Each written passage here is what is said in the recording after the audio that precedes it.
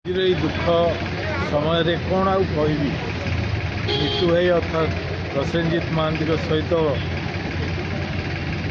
बहु आगुरी परिचित थी। 1984 मसीह एकाठी कम कर सुजोग पाइली आकाशवाणी जयपुर केन्द्र में मुझ जॉइन करी किए पर शिमला केन्द्र बदली आसिले एकाठी से कम कलु पुणी तापर जो सहकारी निर्देशक हिसाब से आकाशवाणी जयपुर गलु सी गली मुझे सी भी आसिले एकाठी कम बहुत घनिष्ठता थिला बड़ भाई भाया सम्मान करुली